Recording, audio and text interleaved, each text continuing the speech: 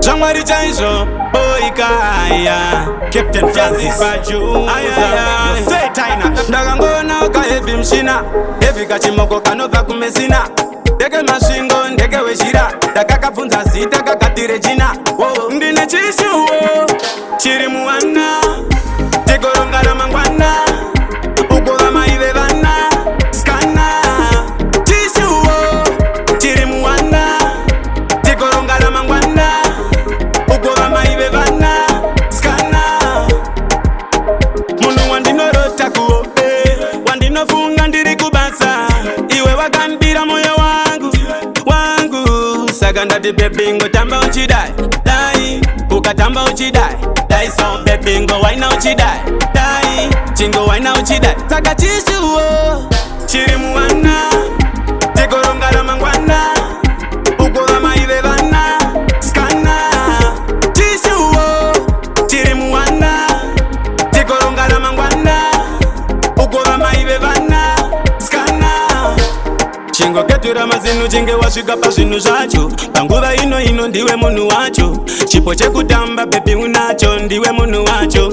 Kana ukafamba wakadai, ukawaina wakadai, ukafamba wakadai, kunyangwe wakafamba wakadai, ukatamba wakadai, ukawaina wakadai.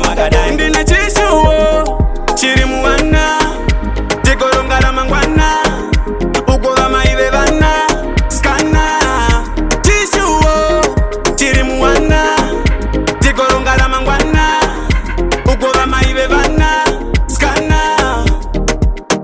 Munu wandinorota kuope, Wandinofunga ndiri kubasa, Iwe wakambira moyo wangu, Saganda di bebingo tamba uchidai, Dai, ukatamba uchidai, Dai so bebingo waina uchidai, Dai, chingo waina uchidai, Saka chishu Chirimuana, Tikorongala mangwana, Ukola maive vana, Skana, Chishu Chirimuana, Tikorongala mangwana, Ukola maive vana, Skana.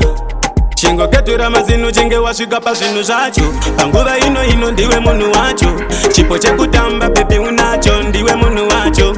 Kana ukafamba wakadai, ukawaina wakadai, ukafamba wakadai, kunyangwe wakafamba wakadai, ukatamba wakadai, ukawaina wakadai. Chirimuana, Tikorongala mangwana, Ukola maive vana, Skana, Chishu Chirimuana, Tikorongala mangwana, Ukola maive vana, Skana.